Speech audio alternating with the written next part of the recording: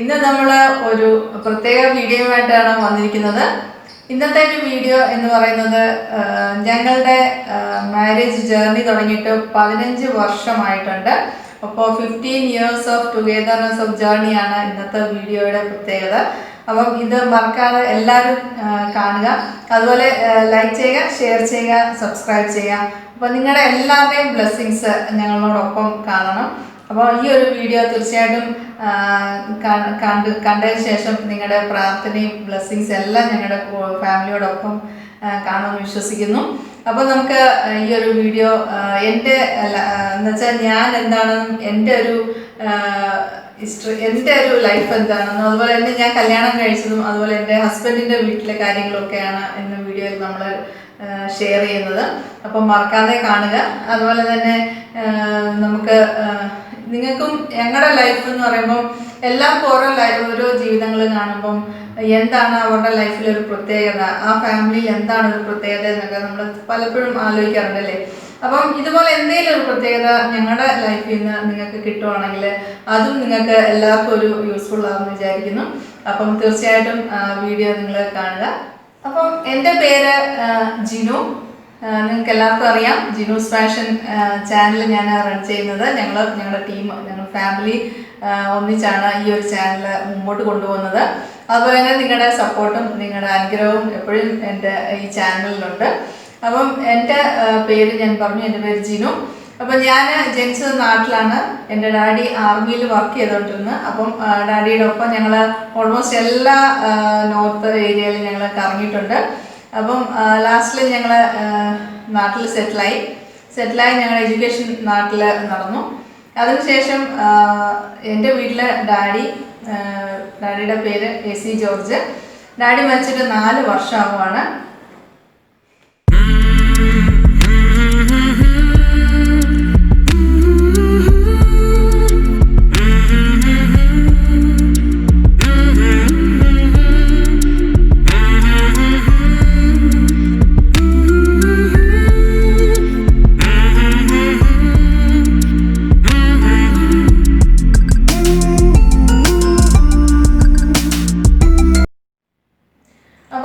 January 17-ാം daddy മരിക്കുന്നത്. ഞാനിപ്പോൾ ഈ വീഡിയോ എടുക്കുന്നതും അതേ ദിവസമാണ്. അപ്പോൾ ഡാഡിയുടെ ഓർമ്മ ദിവസമാണ് ഇന്ന്. പിന്നെ എൻ്റെ മമ്മി, ഡാഡി ആർമിയിൽ സുബേദാറായിരുന്നു. പിന്നെ മമ്മിയുടെ കാര്യം പറയുകയാണെങ്കിൽ മമ്മിയുടെ പേര് സൂസൻ ജോർജ്. പിന്നെ ഞങ്ങൾ 3 എന്നുവെച്ചാൽ ഞങ്ങൾ 2 സിസ്റ്റേഴ്സും ഒരു ബ്രദറുമാണ് ഞങ്ങളുടെ ഫാമിലിയിൽ. എൻ്റെ ചേച്ചി ആണെങ്കിൽ നേഴ്സാണ്, അബ്രോഡിൽ വർക്ക് ചെയ്തിരുന്നു. ഇപ്പം 1 വർഷത്തിൽ കൂടുതലായി ചേച്ചി നാട്ടിലോട്ട് വന്നിട്ട്. ചേച്ചിയുടെ ഫാമിലി, ചേച്ചിയുടെ ഹസ്ബൻഡ് ജോബ് ചെയ്യാൻ, അതുപോലെ തന്നെ ഒരു മോനേ ഉള്ളൂ, അലൻ. മോൻ 10ൽ പഠിക്കുന്നു. അതുപോലെ തന്നെ നെക്സ്റ്റ് ഞാനാണ്. അപ്പം എൻ്റെ കാര്യം ഞാനിങ്ങനെ വീഡിയോയിൽ പറയുന്നുണ്ട്. അപ്പോൾ ഇനി നെക്സ്റ്റ് അതിൻ്റെ അടുത്തുനിന്ന് ചെറ്റ് ഇളയത്, ഞങ്ങൾ 2 സിസ്റ്റേഴ്സ് കഴിഞ്ഞിട്ട് ഞങ്ങൾ ഇങ്ങനെ മമ്മിയോട് പറയാമായിരുന്നു ഞങ്ങൾക്കൊരു ബ്രദർ വേണം എന്ന് വെച്ചാൽ ഞങ്ങൾ ഇങ്ങനെ വിഷമിക്കുമായിരുന്നു. അപ്പോൾ ഇതുപോലെ 3rd മമ്മി ക്യാരിങ് ആയപ്പോൾ മമ്മി ഇതുപോലെ പറഞ്ഞു പ്രാർത്ഥിക്ക്, ഇങ്ങനെ ഒരു മോനെ കിട്ടാൻ വേണ്ടിയെന്ന് പറഞ്ഞു. അങ്ങനെ ഞങ്ങൾ പ്രാർത്ഥിക്കുന്ന വെച്ചാൽ ഞങ്ങൾ കുഞ്ഞു പിള്ളേർ, ഞങ്ങളെല്ലാം 3 years വയസ്സിൻ്റെ വ്യത്യാസമേ ഉള്ളൂ ഞങ്ങൾക്ക്. അപ്പോൾ ഞങ്ങൾ രണ്ടുപേരും പ്രാർത്ഥിക്കുമ്പോൾ ഞങ്ങൾക്ക് ഒരു അച്ചാച്ചനെ തന്നെ വെച്ചാൽ ഞങ്ങളുടെ മൂത്ത ബ്രദറായിട്ട് കാണാനാണ് ഞങ്ങൾ നോക്കിയത്. അപ്പം ഞങ്ങൾ എപ്പോഴും പ്രാർത്ഥിക്കുമ്പോൾ പറയുന്നത് ഞങ്ങൾക്കൊരു അച്ചാച്ചനെ തന്നെയാണ് പ്രാർത്ഥിച്ചുകൊണ്ടിരുന്നത്. അങ്ങനെ ദൈവം ഞങ്ങൾക്കൊരു ബ്രദറിനെ തന്നു. ഇപ്പം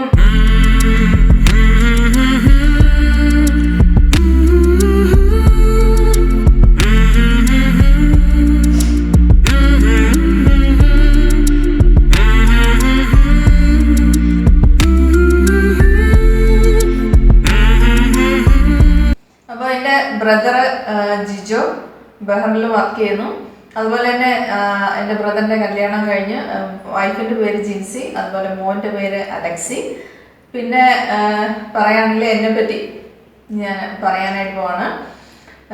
ഞാൻ എൻ്റെ സ്കൂളിങ് കുറച്ച് നോർത്തിൽ, കുറച്ച് കേരളത്തിൽ, അങ്ങനെയാണ് ഞങ്ങളുടെ സ്കൂളിങ് നടന്നത്.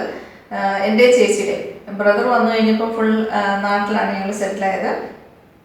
അത് കഴിഞ്ഞിട്ട് എനിക്ക് ടീച്ചറാകാനായിട്ടുള്ളൊരു ഇതുണ്ടായിരുന്നു. പക്ഷെ ഡാഡിക്ക് ഏറ്റവും കൂടുതൽ എങ്ങനെയും ഞങ്ങൾ പഠിച്ച ഒരു ജോലി കാണണം എന്നുള്ളൊരു ആഗ്രഹത്തിലായിരുന്നു. അപ്പം അങ്ങനെ ഞങ്ങൾ ചേച്ചി നഴ്സിംഗ് കഴിഞ്ഞപ്പോഴും ചേച്ചി പറഞ്ഞു എന്നെ അങ്ങനെ നഴ്സിംഗ് ഫീൽഡ് വിടണ്ട, അവർക്ക് ഇഷ്ടമുള്ള ഫീൽഡിൽ പോട്ടെന്ന് പറഞ്ഞു. എങ്കിലും ഡാഡിയുടെ ഒരു ഇഷ്ടം നഴ്സിംഗ് തന്നെയായിരുന്നു, കാരണം പെട്ടെന്ന് ജോലിയാവും എന്നുള്ളൊരു ഇതായിരുന്നു ഡാഡിക്ക്. അപ്പോൾ അങ്ങനെ ഡാഡിയുടെ ഇഷ്ടപ്രകാരം നഴ്സിംഗിലേക്ക് ജോയിൻ ചെയ്തു. ആദ്യം എനിക്ക് വലിയ താല്പര്യമൊന്നും ഇല്ലായിരുന്നു, ഹോം സിക്നെസ് ആയിരുന്നു എപ്പോഴും. അത് കഴിഞ്ഞപ്പോൾ പിന്നെ അഡ്ജസ്റ്റ് ചെയ്ത് അവിടെ ഓരോ ഹോസ്പിറ്റലിൽ ചെല്ലുമ്പോൾ ഓരോരുത്തരെയും കണ്ടും അതുപോലെ തന്നെ അത് കഴിഞ്ഞ് ഞാൻ അവിടെ എന്ന് വെച്ചാൽ ആ ഒരു പഠിക്കുമ്പോഴും ഓരോ കാര്യങ്ങൾ അറിഞ്ഞ് വന്നപ്പം എനിക്ക് അത് നഴ്സിംഗിലോട്ട് കൂടുതൽ താല്പര്യം തോന്നി. അങ്ങനെ ഞാൻ നഴ്സിംഗ് ഇറങ്ങുമ്പം ഗോൾഡ് മെഡൽ വാങ്ങിച്ചാണ് ഞാൻ ഇറങ്ങുന്നത്. അത് കഴിഞ്ഞ് ഞാൻ നാട്ടിൽ തന്നെ ഒരു വർഷം വർക്ക് ചെയ്തു. വർക്ക് ചെയ്തതിന് ശേഷം നാട്ടിൽ നിന്നാണ് ഞാൻ എബ്രോഡിലേക്ക് പോകുന്നത്. എബ്രോഡിൽ ഞാൻ വർക്ക് ചെയ്തുകൊണ്ടിരുന്നപ്പോഴാണ് എനിക്ക് കല്യാണാലോചനകൾ വരാൻ തുടങ്ങിയത്. അപ്പം കല്യാണാലോചന വരാൻ തുടങ്ങി. അപ്പോൾ എനിക്ക് എന്ന് വെച്ചാൽ കല്യാണം ആ സമയത്ത് വരുന്ന കാര്യമൊന്നും എനിക്കറിയത്തില്ലായിരുന്നു. വീട്ടിലിങ്ങനെ ചർച്ചകളുണ്ടായിരുന്നു. പെട്ടെന്ന് മമ്മി പറഞ്ഞു ഇതുപോലെ 2 ഫോട്ടോ നിൻ്റെ നയിക്കണേന്ന് പറഞ്ഞു. അപ്പം ഞാൻ അങ്ങനെ എന്തിനാണെന്നോ അങ്ങനെ ഒന്നും നമ്മളെ വീട്ടിൽ ചോദിക്കില്ല. കാരണം ഞങ്ങളുടെ വീട്ടിലെ ലൈഫ് എന്ന് പറയുന്നത് ഒരു കുടുംബ പ്രാർത്ഥനയോടുകൂടി നടക്കുന്ന ഒരു വീടാണ്. കാരണം വെച്ചാൽ എപ്പോഴും ഡാഡിയും മമ്മിയും ഞങ്ങളെല്ലാം കൂടി ഇരുന്ന് പ്രാർത്ഥിക്കും. അതുപോലെ പള്ളിയിൽ പോകും, ഫുഡ് കഴിക്കാനാണെങ്കിലും എല്ലാവരും ഒന്നിച്ചിരുന്നേ കഴിക്കാറുള്ളൂ. എല്ലാം അങ്ങോട്ടും ഇങ്ങോട്ടും ഡിസ്കസ് ചെയ്യുക എല്ലാം ചെയ്യുമായിരുന്നു. അത് കാരണം ഇപ്പം നമ്മുടെ വീട്ടിൽ എന്തെങ്കിലും ഒരു കാര്യം ആരെങ്കിലും ഒന്ന് തീരുമാനപ്പെടുത്തിയാൽ അത് ഓക്കെ, അങ്ങനെ നമുക്ക് എതിരായിട്ട് ആരും ഒരു ഡിസിഷൻ എടുക്കത്തില്ല എന്നുള്ളത് നമുക്കും അറിയാം. അപ്പം ഇങ്ങനെ കല്യാണാലോചനകൾ നടക്കുന്നുണ്ട്, പക്ഷെ എന്നെ അങ്ങനെ അറിയിച്ചില്ല. എന്നോട് ഒരു ദിവസം പറഞ്ഞു, മമ്മി അതുപോലെ ഫോൺ ചെയ്തപ്പോൾ പറഞ്ഞു നിൻ്റെ 2 ഫോട്ടോ ആയി. അപ്പം ഞാൻ വിചാരിച്ചിട്ട് നാളായില്ലേ എന്നെ കാണാനുള്ള ആഗ്രഹം ഉണ്ടാന്ന് വിചാരിച്ചു. അപ്പോൾ ഞാൻ മമ്മിയോട് പറഞ്ഞു എനിക്കിങ്ങനെ പെട്ടെന്ന് നമ്മൾ പോയി ഹോസ്പിറ്റലിൽ എനിക്ക് പുറത്ത് പോകണം, പെർമിഷന് ഫോട്ടോ എടുക്കാനാന്ന് പറഞ്ഞാൽ അവർ വിടത്തില്ല. അപ്പം ഞങ്ങളിങ്ങനെ നോർമലായിട്ട് വീഡിയോസ് നമ്മൾ റൂമിൽ നിൽക്കുമ്പോൾ ഇങ്ങനെ ഫോട്ടോസ് എടുക്കാറുണ്ടല്ലോ. അപ്പോൾ ഞാൻ എന്ത് ചെയ്തു, നോർമൽ കാഷ്വലായിട്ടൊരു ജീൻസും ടോപ്പും ഇട്ടൊരു ഫോട്ടോയും അതുപോലെ ഒരു സാരി എടുത്തൊരു ഫോട്ടോയും ഞാൻ അയച്ചു കൊടുത്തു. ഞാൻ എന്നിട്ടും ചോദിക്കുന്നില്ല, എന്തിനാണെന്ന് ചോദിച്ചില്ല. ഇതെല്ലാം കഴിഞ്ഞു, അത്രയേ ഉള്ളായിരുന്നു സംഭവം. അതൊക്കെ പോയി കഴിഞ്ഞതിന് ശേഷം അപ്പോൾ എൻ്റെ മമ്മിയുടെ ഇളയ സിസ്റ്ററിൻ്റെ വർക്ക് ചെയ്യുന്നത്. അപ്പോൾ അവിടെ ഫാമിലി ആയിട്ട് അവിടെയാണ് താമസിക്കുന്നത്. അപ്പോൾ അവിടെ വെക്കേഷന് പോയിട്ട് വന്നപ്പോഴാണ് അവൾ എന്നെ കാണാൻ ഹോസ്പിറ്റലിൽ വന്ന് എന്നോട് ഇങ്ങനെ സംസാരിച്ച ഉടനെ പറഞ്ഞേടി എൻ്റെ അച്ചാച്ചനാണ് നിന്നെ കെട്ടാൻ പോകുന്നതെന്ന് പറഞ്ഞു. അപ്പോൾ ഞാനും അവൾ സെയിം ഏജ് ഗ്രൂപ്പാണ്. എൻ്റെ മമ്മിയുടെ നേരെ ഇളയ അനിയത്തിയുടെ മോള്, അതുപോലെ ഏറ്റവും ഇളയ അനിയത്തിയുടെ മോള്, ഞങ്ങൾ 3 പേരും ഒരേ ഏജ് ഗ്രൂപ്പുകാരാണ്.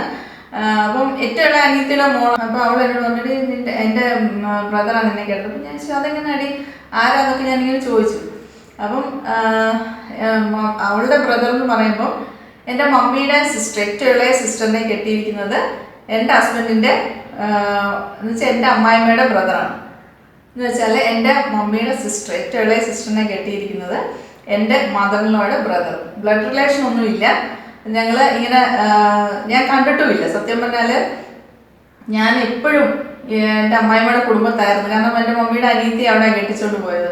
അപ്പോൾ ഞാൻ മിക്കപ്പോഴും അവരുടെ കുടുംബത്തെ അവിടുത്തെ അമ്മച്ചിയായിട്ടൊക്കെ ഭയങ്കര ഇതായിരുന്നു. ഞങ്ങൾ അവിടെ താമസിച്ചിട്ടുണ്ട് ഫാമിലിയായിട്ട്, ഞാനും മമ്മിയും ചേച്ചിയും. ഇപ്പോൾ കാരണം ഡാഡി ശ്രീലങ്കയിൽ വർക്ക് ചെയ്തിരുന്നപ്പം ഞങ്ങളെല്ലാവരും അവിടെ താമസിച്ചിട്ടുണ്ട് അവരുടെ വീട്ടിൽ. അപ്പോൾ ഇതെല്ലാം ചെയ്തിട്ടുണ്ടെങ്കിലും ഒരിക്കൽ പോലും അച്ഛൻ്റെ കുടുംബക്കാരെ ആരെയും തന്നെ ഞാൻ കണ്ടിട്ടില്ല നാട്ടിൽ വെച്ച്. അത് ഭയങ്കര ഒരു അത്ഭുതം തന്നെയാണ്. കാരണം ഒരു ദിവസം പോലും ഇവരെ കാണാതെ ഞാൻ എപ്പോഴും മിക്ക ദിവസവും ഓൾമോസ്റ്റ് അവരുടെ വീട്ടിലും അവരുടെ പള്ളിയിലും ആയിരുന്നു ഞാൻ പോയിക്കൊണ്ടിരുന്നത്. അപ്പോൾ അവർ എന്ന് വെച്ചാൽ ആന്ധ്ര സെറ്റിൽഡാണ്. എൻ്റെ ഹസ്ബൻഡും എന്ന് വെച്ചാൽ അവിടുത്തെ പപ്പ നേരത്തെ കല്യാണം കഴിച്ചതിന് ശേഷം ആന്ധ്രയിൽ പോയി അവിടെ സെറ്റിലായി കഴിഞ്ഞപ്പോൾ അവിടെ ഫുൾ അവിടെ ആയിരുന്നു. അത് കാരണം എനിക്ക് അവിടെ പോകുമ്പം നാട്ടിൽ പോകുമ്പോൾ അവരെ കാണാൻ പറ്റാഞ്ഞത്. അവർ വെക്കേഷൻ വരുമ്പോൾ ഞാൻ ചിലപ്പം നാട്ടിൽ നമ്മുടെ വീട്ടിൽ തന്നെയാണ്. പക്ഷേ അല്ലാത്ത ദിവസങ്ങളിലൊക്കെ ഞാൻ എൻ്റെ അമ്മായിമ്മയുടെ വീട്ടിൽ തന്നെയാണ്. അവിടെ എല്ലാം ഓടി നടന്ന് കളിച്ച ഒരു വീടായിരുന്നത്. പക്ഷെ ദൈവത്തിൻ്റെ ഒരു കളി എന്ന് പറയുന്നത് അതായിരുന്നു. കാരണം ഞാൻ അവിടെ കളിച്ച് നടന്ന വീട്ടിലെ ഒരു അംഗത്തിൻ്റെ കൂടാണ് ഞാനും കല്യാണം കഴിച്ചതെന്നുള്ളത് ഇപ്പോൾ ഓർക്കുമ്പോൾ ഭയങ്കര അതിശയമാണ്. കാരണം കാണാതെ അവരുടെ കുടുംബത്തെ തന്നെ നിന്ന് അവരുടെ കുടുംബത്തെ എല്ലാ കാര്യവും അറിയാവുന്ന ഒരു വ്യക്തിയാണ് ഞാൻ. അപ്പോൾ എനിക്ക് അങ്ങനെ ഒരു എന്താ പറയുക നല്ലൊരു ബ്യൂട്ടിഫുൾ മെമ്മറീസ് എനിക്ക് അന്നേരം ഉണ്ടായി. പിന്നെ പറയുകയാണെങ്കിൽ ഞങ്ങളുടെ കല്യാണത്തിൻ്റെ കാര്യങ്ങൾ പറയണമെങ്കിൽ ഇതുപോലെ ഫോട്ടോസ് മമ്മി എന്ന് വെച്ചാൽ മമ്മിയും ഡാഡിയുമാണ് പിന്നീട് ഇങ്ങനെ കല്യാണത്തിൻ്റെ കാര്യങ്ങളൊക്കെ ചർച്ച ചെയ്യുന്നത്. അപ്പോൾ ഫോട്ടോ ഒന്നും ഞാൻ കാണുന്നില്ല, ആളിനെ കണ്ടിട്ടില്ല, ഫോണില്ല, ഒന്നും എനിക്കറിയത്തില്ല. അങ്ങനെ ഇരുന്നപ്പം ഇതുപോലെ മമ്മി എൻ്റെ ഹസ്ബൻഡിൻ്റെ അടുത്ത് പറഞ്ഞു, മോനെ മോക്ക് 2-3 ഫോട്ടോസ് അയച്ചു കൊടുക്കണം എന്നൊക്കെ പറഞ്ഞു. അപ്പോൾ എന്ത് ചെയ്തു അച്ഛനപ്പം അന്നത്തെ സമയമില്ല, മീശയൊന്നും ഇല്ല, നല്ല ക്ലീൻ ഷേവായിട്ടുള്ള ഒരു ഫോട്ടോ 2-3 അയച്ചു കൊടുത്തു. ഇപ്പോൾ മമ്മി ഇത് കണ്ടിട്ട് പെട്ടെന്ന് മമ്മി പറഞ്ഞു, മോനെ അവൾക്ക് മീശയും താടിയൊക്കെ ഉള്ളൊരു അങ്ങനെ ഒരു ഇതാ ഇഷ്ടം എന്നൊക്കെ പറഞ്ഞപ്പോൾ പാവം പുള്ളി മീശയും താടിയും വെച്ച് ഫോട്ടോ പിന്നീട് അയച്ചു. ഇതൊന്നും ഞാൻ അറിയുന്നില്ല കേട്ടോ. ഇതൊക്കെ ഞാൻ കല്യാണം കഴിഞ്ഞ ശേഷമാണ് ഇങ്ങനത്തെ കാര്യങ്ങളൊക്കെ അറിയുന്നത് തന്നെ. അപ്പോൾ പാവം അച്ഛൻ വിചാരിച്ച് എനിക്ക് അങ്ങനെയുള്ള താല്പര്യം കൊണ്ടായിരിക്കുന്നുണ്ട് മീശയും താടിയും ഒക്കെ വളർത്തിയ ശേഷമുള്ള ഫോട്ടോസും അയച്ചു. അപ്പം ഇത് രണ്ടും എനിക്ക് കിട്ടുന്നത് എൻ്റെ മമ്മിയുടെ അനിയത്തിയുടെ മോള് വന്നപ്പോഴാണ്. അവളും എൻ്റെ അടുത്ത് വന്നപ്പം ആദ്യമൊന്നും എനിക്ക് ഫോട്ടോസ് തന്നില്ല. അവൾ പറഞ്ഞാൽ നല്ല സുന്ദരനാടി അങ്ങനാടി എൻ്റെ അച്ഛൻ നല്ലതെന്ന് പറഞ്ഞ അവൾ എന്നെ കുറേ അറ്റ്ലീസ്റ്റ് ഒരാളിനെ കാണണ്ടേ, അങ്ങനെ പോലും എനിക്കൊരു ചാൻസ് തന്നില്ല. പിന്നെ അവൾ 2ാമത്തെ വിസിറ്റിന് വന്നപ്പോഴാണ് അവൾ എനിക്ക് ഫോട്ടോസ് തരുന്നത്. ഫോട്ടോസ് അന്ന് എനിക്ക് ഇഷ്ടപ്പെട്ടു. അത് കഴിയുമ്പോൾ ഞാൻ വീട്ടിൽ പറഞ്ഞു ഓക്കെ, അവർ വിളിച്ചെല്ലാം ഓക്കെ പറഞ്ഞു. എൻ്റെ ഫോട്ടോയും അവർ കാണുന്നുണ്ട്. ഞാൻ അയച്ച ഫോട്ടോയും ഞാൻ നേരത്തെ പറഞ്ഞു കാഷ്വലായിട്ട് റൂമിൽ നിന്നെടുത്ത ഫോട്ടോസ് ആയിരുന്നു. അതും നേരിട്ട് ഹസ്ബൻഡിൻ്റെ കയ്യിലല്ല കിട്ടുന്നത്, നേരിട്ട് പപ്പായും അമ്മായിയും കണ്ടു. അവർ US-ലാണ്. അപ്പോൾ അവർക്കാണ് നേരിട്ട് കാണുന്നത്. എൻ്റെ അമ്മായിപ്പനും അമ്മായിമ്മയും കണ്ടതിന് ശേഷമാണ് അച്ഛന് അവർ സെൻഡ് ചെയ്യുന്നത് ഫോട്ടോസ്. അപ്പം എന്താ പറയാൻ ഒരു പ്രത്യേക തരത്തിലുള്ള ഒരു എന്താ പറയുക കല്യാണം. കാരണം വെച്ചാൽ അങ്ങോട്ടും ഇങ്ങോട്ടും കണ്ടില്ല, ഫോട്ടോസ് മാത്രമേ കണ്ടുള്ളൂ. പിന്നെ ഞാൻ കല്യാണമൊക്കെ ഓക്കെ പറഞ്ഞു, 2 സൈഡിൽ നിന്ന് ഓക്കെ ആയി. ജാനുവരിയിൽ കല്യാണം നടത്തണം എന്നുള്ള പ്ലാനിങ്ങിൽ അച്ഛൻ്റെ വീട്ടിൽ അച്ഛനും പപ്പായും അമ്മായും എൻ്റെ ഹസ്ബൻഡ് മൂത്തത്, അതിൻ്റെ താഴെ 2 ബ്രദേഴ്സുണ്ട്. അപ്പം ഇവർ US-ൽ പോകാനായിട്ട് എല്ലാം ശരിയായി വന്നപ്പോഴത്തേക്ക് അന്നത്തെ സമയത്തെ റൂൾ അനുസരിച്ച് 21 ഇയേഴ്സ് എബോവ് ഉള്ള മക്കൾക്ക് പോകാൻ പറ്റത്തില്ല. അപ്പം അങ്ങനെ വന്നപ്പോൾ അച്ഛൻ്റെ അന്ന് 21 ഇയേഴ്സ് ക്രോസ് ആയി കഴിഞ്ഞു. അപ്പോൾ അത് കാരണം എൻ്റെ ഹസ്ബൻഡ് പോകാൻ പറ്റിയില്ല. അപ്പം അമ്മായും പപ്പായും 2 ബ്രദേഴ്സുമാണ് അന്ന് US-ൽ പോയത്. അപ്പം അത് കഴിഞ്ഞ് അച്ഛൻ അവിടെ ആന്ധ്രയിൽ ആക്കിയിട്ടാണ് പോകുന്നത്. കാരണം എന്ന് വെച്ചാൽ ആന്ധ്ര സെറ്റിലാണ്. അപ്പം അച്ഛന് ആന്ധ്രയിൽ തനിച്ചാണ് പിന്നെയുള്ള ജേർണി അച്ഛൻ്റേത്. അത് കഴിഞ്ഞപ്പോൾ കല്യാണ സമയത്ത് മമ്മായും പപ്പായും അതിൻ്റെ ഇടയ്ക്കൊന്ന് വന്നു പോയി. പിന്നെ കല്യാണം ഒക്കെ നോക്കാനായിട്ട് ഇടയ്ക്ക് വന്നിട്ടുണ്ടായിരുന്നു. പിന്നെ ഞങ്ങളുടെ കല്യാണം സെറ്റിലായപ്പോഴാണ് പിന്നീട് അവർ ഫാമിലിയായിട്ട് വന്നിട്ട് നമ്പർ അച്ഛന് എൻ്റെ നമ്പർ വാങ്ങിച്ച് പിന്നെ എന്നെ ഒന്ന് വിളിച്ച് ഒരാഴ്ചത്തെ ഫോൺ കോൾ മാത്രമേ ഉള്ളായിരുന്നു ഞങ്ങൾ തമ്മിലുള്ള ആ ഒരു അടുപ്പം. എന്ന് വെച്ചാൽ എന്നെ അറിയാനും എനിക്ക് അച്ഛനെ അറിയാനുമുള്ള ഒരു ടൈം പീരീഡ് 1 വീക്കേ ഉള്ളായിരുന്നു. അത് കഴിഞ്ഞിട്ട് എന്ത് ചെയ്യുമായിരുന്നു, ഞാൻ നാട്ടിലേക്ക് എത്തി, അച്ഛനൊക്കെ ആന്ധ്രയിൽ നിന്ന് കേരളത്തിലേക്ക് തിരിച്ചതിന് ശേഷം തിരിച്ചോണ്ടിരുന്നപ്പോൾ ഇതുപോലെ ഞാൻ ഫോൺ ചെയ്ത് ചോദിച്ചു, നിങ്ങൾ ആന്ധ്രയിൽ തിരിക്കുന്നില്ലേ ചോദിച്ചപ്പോൾ ഇപ്പോഴെന്തിനാ ഞാൻ വരുന്നത്, ഇപ്പം എന്തിനാ വരുന്നതിന്. ഇപ്പം എനിക്ക് ആ ടെൻഷനാണ് പോയി. ഇതെന്തോ ശരിക്കും അവർ വരുന്നുണ്ടോ ഇല്ല, എന്നെ വെറുതെ വിളിപ്പിച്ചാണോ, എല്ലാം ടെൻഷനായിരുന്നു ഉള്ളിലല്ലോ. പക്ഷെ ഇവർ ഓൺ ദ വേയിലായിരുന്നു, അവരുടെ കാറിൽ വന്നുകൊണ്ടിരിക്കുകയാണ്. അപ്പോൾ എന്നോട് പറയുന്നത് ഞങ്ങൾ ഇപ്പോഴൊന്നും തിരിക്കുന്നില്ല, നോക്കട്ടെ വേറെ ഇങ്ങനെയൊക്കെയുള്ള ഇതൊക്കെ പറഞ്ഞ് എന്നെ ഇങ്ങനെ പേടിപ്പിച്ചുകൊണ്ടിരുന്നു. ലാസ്റ്റിൽ ഇവർ ആന്ധ്രയിൽ നിന്ന് എത്തിയതിന് ശേഷം ഇതുപോലെ പള്ളിയിൽ ഇങ്ങനെ കല്യാണത്തിന് കാര്യങ്ങളൊക്കെ പറയാൻ അച്ഛനെ കാണാനൊക്കെ പോകണം എന്നുള്ള ഇത് വന്നു. അപ്പം പള്ളിയിൽ അച്ഛൻ പറഞ്ഞു 10 മണിയാകുമ്പം വരണം, അച്ഛനുമായിട്ട് ഇങ്ങനെ കല്യാണത്തിൻ്റെ കാര്യങ്ങൾ ഒക്കെ ഇങ്ങനെ പറയാനും കൊടുക്കാനൊക്കെ ആയിരുന്നു. അന്നേരം ഡാഡിയോട് 10 മണിയെന്ന് പറഞ്ഞപ്പോൾ ഡാഡി ഷാർപ്പ് 10-ന് നമുക്ക് അവിടെ എത്തണം എന്നോട് പറഞ്ഞു. അപ്പോൾ മമ്മി വരണ്ടായിരുന്നു, ഞാൻ ഡാഡിയും പോയിട്ട് പെട്ടെന്ന് വരാം എല്ലാം പറഞ്ഞു. കാരണം ഞാൻ എപ്പോഴും പോകുന്ന വീടായിട്ട് എനിക്കും വലിയ പേടിയോ എനിക്ക് അങ്ങനെ വലിയ ത്രില്ലിംഗ് ആയിട്ടൊന്നും തോന്നിയില്ല. കാരണം ഞാൻ സ്ഥിരം പോകുന്ന വീടായിട്ട് ഞാൻ കാഷ്വലായിട്ടാണ് ചുരിദാർ ഇട്ടുകൊണ്ട് ഡാഡിയുടെ കൂടെ പോയി.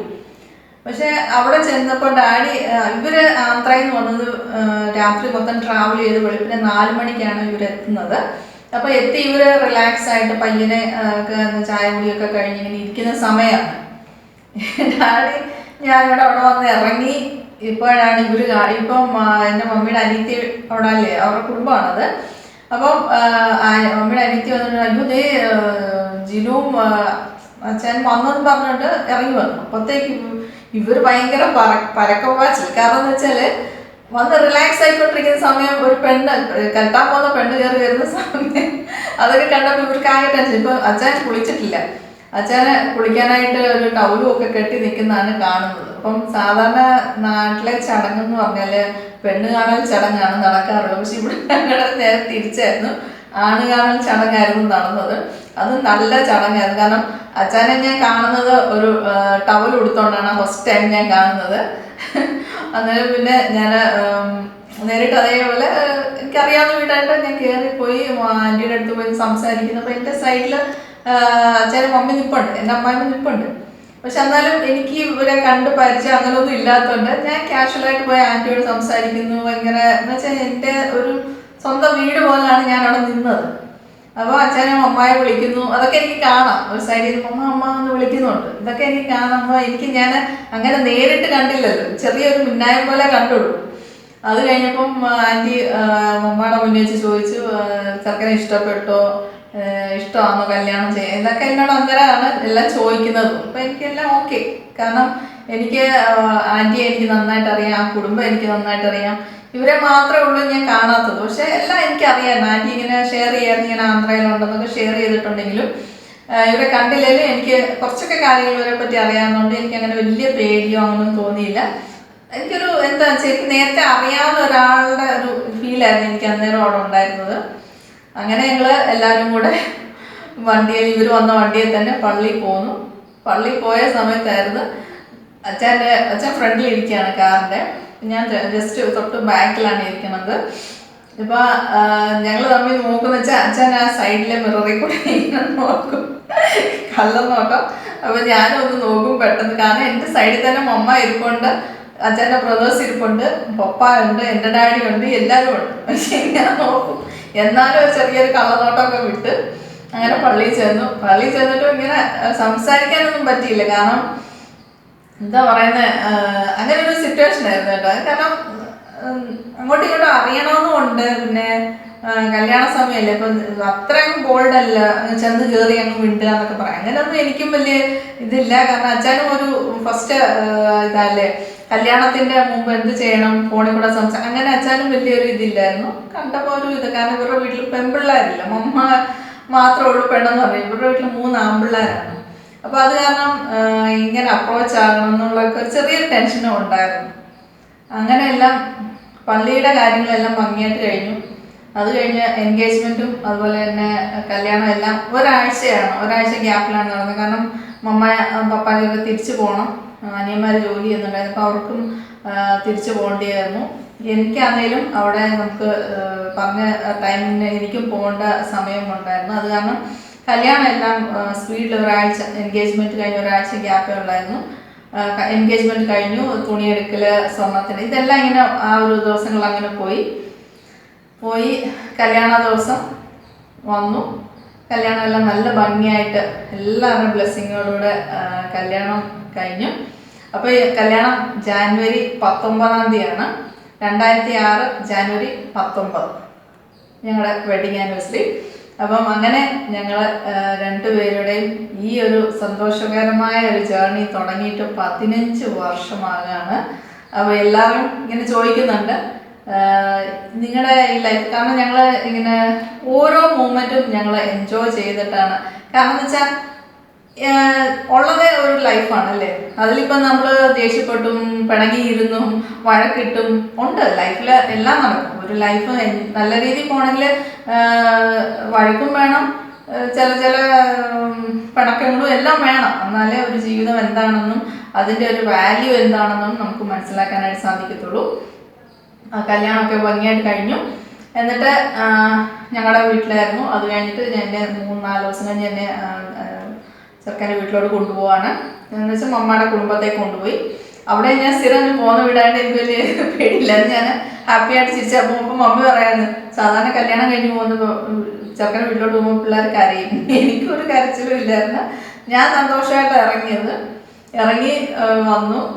അത് അച്ഛൻ ഇപ്പോഴും പറയും, ഇവർക്ക് ഒരു വിഷമമായിട്ട് അങ്ങനൊന്നും തോന്നിയില്ല അവളുടെ വീട്ടിൽ നിന്ന് വന്നപ്പോൾ എന്ന് പറഞ്ഞു. കാരണം എനിക്ക് അറിയാവുന്നതുപോലെ ഒരു ഫീലായിരുന്നു ഇവരുടെ അടുത്ത് വരുമ്പോഴൊക്കെ. അങ്ങനെ ഞാൻ ഇവരുടെ വീട്ടിൽ വന്നു. പെട്ടെന്ന് ഇതെല്ലാം കഴിഞ്ഞ് ഇതെല്ലാം കഴിഞ്ഞതിന് ശേഷം അവരുടെ പപ്പായും മമ്മായും US പോവാണ്. അപ്പോൾ അതിനുവേണ്ടി ഞങ്ങൾ തിരിച്ച് ആന്ധ്രയിലേക്ക് വന്നു. കാരണം ഇവിടാണ് ഇനി ഞാൻ നിൽക്കേണ്ടത്. അവരുടെ വീടെന്ന് പറയുമ്പോൾ ആന്ധ്രയിലായിരുന്നു. ഞാൻ എന്നെ ആന്ധ്രയിലേക്കാണ് കൊണ്ടുവന്നത്. പിന്നീട് ആന്ധ്രയിൽ വന്നതിന് ശേഷം ഇവിടുത്തെ മലയാളികൾക്കും ഇവിടുത്തെ സർക്കിൾ എന്ന് വെച്ചാൽ അച്ഛൻ ഇവിടെ പഠിച്ചത്, ജനിച്ചത് നാട്ടിലാണെങ്കിലും അച്ഛൻ്റെ സ്കൂളിങ്ങും ബാക്കിയുള്ള കാര്യങ്ങളൊക്കെ ആന്ധ്രയിലാണ് നടന്നത്. അപ്പോൾ അത് കാരണം ഇവിടുത്തെ ഫ്രണ്ട്സ്, ഇവിടുത്തെ കുറച്ച് മലയാളി ഫ്രണ്ട്സും സ്കൂളിലെ ഫ്രണ്ട്സ്, അല്ലാതെ അച്ഛന് കുറേ ക്ലബിൽ കുറേ ഫ്രണ്ട്സുണ്ട്. അവരെല്ലാവരെയും വിളിച്ച് നല്ലൊരു റിസപ്ഷനാണ് ചെയ്തത്. അതും റിസപ്ഷൻ ചെയ്യുന്നതും എൻ്റെ ബർത്ത്ഡേ ടൈമിലാണ്. February 12 റിസപ്ഷൻ വെച്ചത്. എൻ്റെ ബർത്ത്ഡേയും മാരേജ് റിസപ്ഷൻ എല്ലാം ഒന്നിച്ചത് വെച്ചത്. അതുകൊണ്ട് നല്ല ഗ്രാൻഡായിട്ട് തന്നെയാണ് ചെയ്തത്. അതിപ്പോഴും മറക്കാൻ പറ്റുന്നില്ല. നല്ല രീതിയിൽ ചെയ്തു. നാട്ടിൽ നിന്ന് ആൾക്കാർ വന്നതിന് ഡാഡിയൊക്കെ വന്നായിരുന്നു. അതൊക്കെ പങ്കെടുത്ത് അവർക്കൊരു എന്ന് വെച്ചാൽ നാട്ടിലിങ്ങനെ വലിയ റിസപ്ഷൻ എന്ന് പറയാനായിട്ട് ഇപ്പോൾ ഉണ്ട്. നേരത്തെ സമയങ്ങളിൽ എന്ന് വെച്ചാൽ കല്യാണ സമയം കഴിഞ്ഞു, അന്നേരത്തെ ആ പാർട്ടിയും ബഹളവും കഴിഞ്ഞു. പക്ഷെ ഇപ്പം ആന്ധ്രയിൽ വന്നു കഴിഞ്ഞ് ഇവിടുത്തെ പാർട്ടിയും ഇതൊക്കെ കണ്ടു കഴിഞ്ഞപ്പോൾ ഭയങ്കര അത്ഭുതമായിരുന്നു. അതുപോലെ നല്ല ഗ്രാൻഡായിട്ടാണ് ചെയ്തത്. അതിനുശേഷം 2-3 ദിവസത്തിന് ശേഷം ഇവിടുത്തെ പപ്പായും മമ്മായും ബ്രദേഴ്സും US തിരിച്ചു പോവാണ്. പിന്നെ അതിൻ്റെ വിഷമങ്ങളായിരുന്നു. വിഷമമൊക്കെ കഴിഞ്ഞ് ഇവരെ ഹൈദരാബാദിൽ പോയി എയർപോർട്ടിൽ കൊണ്ടാക്കി പിന്നെ ഞങ്ങൾ കുറച്ച് വിഷമങ്ങളൊക്കെ പോകാൻ വേണ്ടി അവിടെയൊക്കെ ജസ്റ്റ് ഒന്ന് കറങ്ങിയിട്ട് ഞങ്ങളിങ്ങനെ തിരിച്ചു പോകുന്നു. ഞങ്ങളുടെ വീട്ടിൽ വന്നതിന് ശേഷം പിന്നെ എൻ്റെ യാത്രയാണ്. അപ്പോൾ അതൊരു വല്ലാത്ത ഫീലാണ്. കാരണം എന്ന് വെച്ചാൽ പപ്പായും മമ്മായും അച്ഛനും ഇവിടെ വിട്ടേച്ച് അവർ US ആദ്യം പോകുമ്പം 6 വർഷം ആയി തന്നെ. അച്ഛനെ കല്യാണത്തിന് മുമ്പ് 6 വർഷം തന്നെയാണ് താമസിച്ചത്. അതിനുശേഷം കല്യാണം കഴിഞ്ഞിട്ടും പിന്നെയും അമ്മയും അപ്പനും ബ്രദേഴ്സും എല്ലാം പിന്നെയും പോകണം. അവരുടെ തെറ്റല്ല, കാരണം അവരവിടെ സെറ്റിലായി ജോലി ചെയ്യാൻ അങ്ങോട്ട് പോകണം. അത് കാരണം അവർ പോയി. പിന്നെ എൻ്റെ ടേമാണ്. ഞാൻ ഇതുപോലെ പോകേണ്ട സമയം അടുത്തു. അപ്പം ഞങ്ങൾ എന്ത് ചെയ്തു, ഇവിടുന്ന് നാട്ടിലേക്ക് പോയി. നാട്ടിൽ ചെന്നിട്ട് അവിടുന്ന് പോകാനെല്ലാം പാക്കിങ് ചെയ്ത് അവിടെ 2-3 ദിവസം ഉള്ളായിരുന്നു. അത് കഴിഞ്ഞിട്ട് ഞാൻ പോകാനുള്ള എല്ലാം പാക്കിങ്ങും കഴിഞ്ഞ് എന്നെ എയർപോർട്ടിൽ കൊണ്ടാക്കി. സത്യം പറഞ്ഞാൽ അന്നത്തെ ആ ഒരു വിഷമം എന്ന് പറയാനായിട്ട് പറഞ്ഞാൽ പറ്റത്തില്ല. ആണെങ്കിൽ എയർപോർട്ടിൽ പോയി അവിടെ ചെന്ന് കഴിഞ്ഞ് അവിടെ എത്തി. ഞാൻ അങ്ങ് എത്തിക്കഴിഞ്ഞ് കഴിഞ്ഞപ്പോൾ ഞാൻ ഫോൺ ചെയ്യാനായിട്ട് ഉടനെ എനിക്ക് എന്നെ എയർപോർട്ടിൽ റിസീവ് ചെയ്യാനായിട്ട് ഹോസ്പിറ്റലിൽ നിന്ന് വന്നിട്ടുണ്ടായിരുന്നു. അപ്പോൾ ആ ചേച്ചി എനിക്ക് ഫോൺ തന്നു, ജിനു വിളിച്ച് സംസാരിക്കുക, ഇങ്ങനെ എത്തിയെന്ന് പറയണമെന്ന് പറഞ്ഞു. സത്യം പറഞ്ഞാൽ ചേച്ചിയുടെ ഫോണിൽ നിന്ന് ഞാൻ വിളിച്ചെങ്കിലും ഒന്നും സംസാരിക്കാൻ പറ്റില്ല. അച്ഛനും കരച്ചിലും ഞാനും കരച്ചിലും.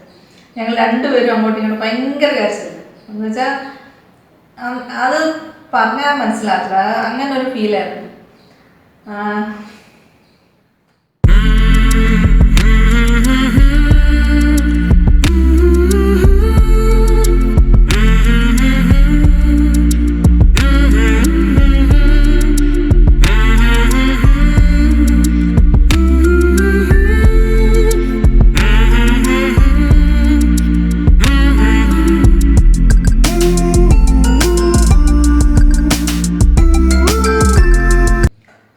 അതിനുശേഷം ഞങ്ങൾ റൂമിലെത്തി കഴിഞ്ഞിട്ടും എന്നോട് പിന്നെ ചേച്ചി പറഞ്ഞിരുന്നു, ഒരു ദിവസം കഴിഞ്ഞ് ഡ്യൂട്ടിയിൽ ജോയിൻ ചെയ്താൽ മതി, കാരണം വന്നതിൻ്റെ വിഷമമല്ലേ, കുറച്ച് റിലാക്സ് ആകാൻ വേണ്ടി പറഞ്ഞു. അങ്ങനെ ഞാൻ ഒരു ദിവസം കഴിഞ്ഞു. പക്ഷെ ഇവിടുന്ന് എപ്പോൾ ഫോൺ ചെയ്താലും സംസാരിക്കാൻ പറ്റാറില്ല, കരച്ചിലുകളായിരുന്നു. അതിനുശേഷം അച്ഛനാണെങ്കിൽ തിരിച്ച് ആന്ധ്രയ്ക്ക് വരണം. പക്ഷെ വന്നില്ല. ഒരാഴ്ച എൻ്റെ വീട്ടിൽ തന്നെ ഉണ്ടായിരുന്നു. എന്നിട്ട് ഭയങ്കര വിഷമമായിരുന്നു. മമ്മിക്ക് ഉണ്ടായിരിക്കാന്നേലും ഒത്തിരി വിഷമം തോന്നി ആ ഒരു സിറ്റുവേഷന്. അപ്പം ഞാനിങ്ങനെ പറഞ്ഞു എന്തായാലും നമുക്ക് പോയി അവിടെ ചെന്നിട്ട് ഞാൻ അച്ഛനെ കൊണ്ടുപോകാം ഒക്കെ പ്ലാനിങ് ആയിരുന്നു. അതെല്ലാം കഴിഞ്ഞിട്ട് അച്ഛൻ പിന്നെ ഒട്ടും, കാരണം 6 വർഷം തനിച്ച് നിന്നു, പിന്നെ ഒരു ലൈഫ്, പിന്നെ പെട്ടെന്ന് അങ്ങനെ ഒരു ഇതിൽ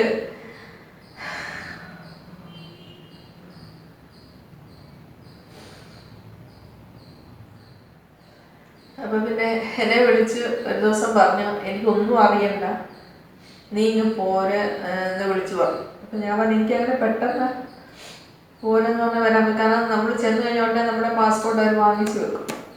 അപ്പം അങ്ങനെ ഒരു സിറ്റുവേഷനിൽ എനിക്ക് പെട്ടെന്ന് വാന്ന് പറഞ്ഞു കഴിഞ്ഞപ്പം എനിക്ക് എന്ത് ചെയ്യണമെന്ന് അറിയാത്തൊരവസ്ഥയായിരുന്നു. അപ്പം ഞാൻ ഇതുപോലെ എൻ്റെ അവിടെയുള്ള ചേച്ചിയോട് ചോദിച്ചു, ചേച്ചി ഇതുപോലെ എനിക്ക് തിരിച്ചു പോകണം, എങ്ങനെയാണെന്ന് ചേച്ചി പറഞ്ഞു. ജിനു അങ്ങനെ പെട്ടെന്ന് പോകുന്ന എങ്ങനെ പറ്റത്തില്ല എന്നൊക്കെ പറഞ്ഞു. അപ്പം അച്ഛൻ പറഞ്ഞു എനിക്കൊന്നും അറിയണ്ട, മാർച്ച് 1 എന്നുള്ളൊരു ഡേറ്റ് ഉണ്ടെങ്കിൽ ഇവിടെ നീ കാണണം എന്ന് മാത്രമേ എന്നോട് പറയുന്നുള്ളൂ. അപ്പോൾ എൻ്റെ ഒരു സിറ്റുവേഷനും എനിക്ക് ആരോട് ഷെയർ ചെയ്യാൻ പറ്റുന്നില്ല. ഞാൻ ഓക്കെ പറയുന്നുണ്ട്, പക്ഷെ ഞാൻ അവരോട് ചോദിക്കുമ്പോൾ അവർക്ക് ഇത് എംബസി കൊണ്ട് കൊടുത്തു കഴിഞ്ഞാൽ പിന്നെ ഇപ്പോൾ വാങ്ങിക്കണം അവർ. അങ്ങനെ ഒരു സിറ്റുവേഷൻ വന്നപ്പം ഹെഡ് നഴ്സ് ചേച്ചി പുള്ളിക്കാരി ഇതെല്ലാം കണ്ടു കഴിഞ്ഞപ്പോൾ പുള്ളിക്കാരി നേരിട്ട് പോയി അഡ്മിനോട് അവിടുത്തെ ആളിനോട് പറഞ്ഞു ഇതുപോലെ ഇങ്ങനെ ഒരു സിറ്റുവേഷനാണ്, എന്ത് ചെയ്യണമെന്ന് ചോദിച്ചപ്പോൾ പിന്നെ അവർ ഒക്കെ മനസ്സിലാക്കി. അവർ നോക്കി എന്നാൽ ജോലി വേണ്ടാന്ന് വെക്കുവാണെങ്കിൽ അങ്ങനെ ഞാൻ അവിടുന്ന് വേണ്ടാന്ന് വെച്ചിട്ട് മാർച്ച് 1 തിരുവനന്തപുരം എയർപോർട്ടിൽ ഞാൻ എത്തി. അന്ന് ഞാൻ തുടങ്ങിയതാണ് ഞങ്ങളുടെ ഈ ജേർണി. ഒരു സന്തോഷവും വഴക്കും ബഹളവും എല്ലാം ഉണ്ട് ഞങ്ങളുടെ ഈ ജേർണിയിൽ. അതൊരു നല്ലൊരു ജേർണിയാണ്.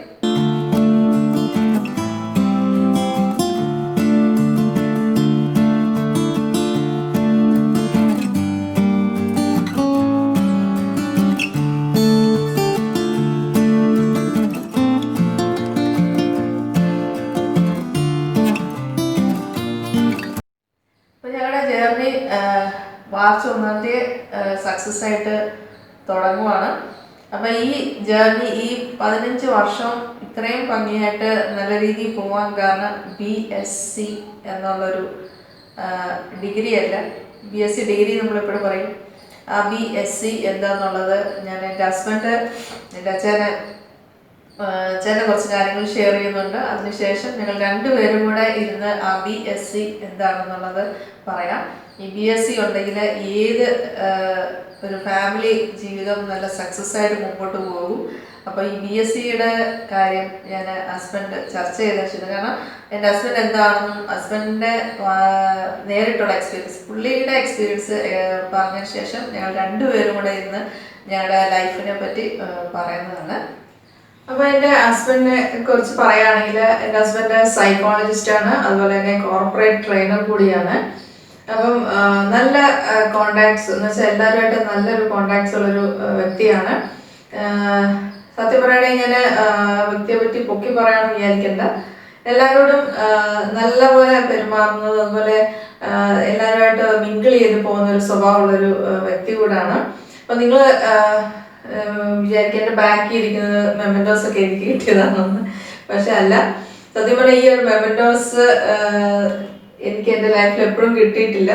കാരണം എന്ന് വെച്ചാൽ ഞാൻ അങ്ങനെ ഒരു ബോൾഡ് ആയിട്ടുള്ള ഒരു വ്യക്തിയെ അല്ലായിരുന്നു, സാധാരണ ഒരു സൈലന്റ് ആയിട്ടുള്ള ഒരു വ്യക്തിയാണ്. അപ്പൊ ജിനൂസ് പാഷനിലെ ജിനു ആക്കി മാറ്റി. ജിനൂസ് പാഷനിലെ ജിനുവിനെ കാണുമ്പോൾ എല്ലാവർക്കും, എന്നെ അറിയുന്ന എല്ലാവർക്കും സംശയമാണ്. പലരും എന്നോട് ചോദിച്ചിട്ടുണ്ട് മിണ്ടാപ്പൂച്ചയായിട്ടിരുന്ന ജിനു തന്നെയാണോ ഈ ജിനൂസ് പാഷൻ ചെയ്യുന്നതെന്നുള്ളത്. അപ്പൊ നിങ്ങൾക്ക് എല്ലാവർക്കും മനസ്സിലായി കാണും, ഒരു സൈക്കോളജിസ്റ്റും അതുപോലെ ഒരു ട്രെയിനറുമായിട്ടുള്ള ഒരു വ്യക്തിയുടെ വൈഫ് ഇങ്ങനെ ആകാൻ കാരണം അതിന്റെ ബാക്കിൽ ആരുടെ ഒരു പ്രവർത്തനം കൊണ്ടാണെന്നുള്ളത്. അപ്പം ഈ കാണുന്ന മെമൻറ്റോസ് എല്ലാം അച്ഛൻ്റെ ഓരോ മേഖലകളിൽ ചെയ്തതിൻ്റെ ഗിഫ്റ്റായിട്ടാണ് കാണുന്നത്. അപ്പം ഇതെന്ന് വെച്ചാൽ അച്ഛന് സാധാരണ എല്ലാവരും ക്ലബിലൊക്കെ ജോയിൻ ചെയ്യുന്നതെന്ന് വെച്ചാൽ പ്രായമായി കഴിയുമ്പോഴൊക്കെ അല്ലേ ജോയിൻ ചെയ്യുന്നത്. പക്ഷെ എൻ്റെ ഹസ്ബൻഡ് എന്ന് പറയുന്നത് നേരത്തെ കല്യാണത്തിന് മുമ്പ് തന്നെ ഓരോ ക്ലബിലും പ്രസിഡന്റ് ആയിട്ടുണ്ട്.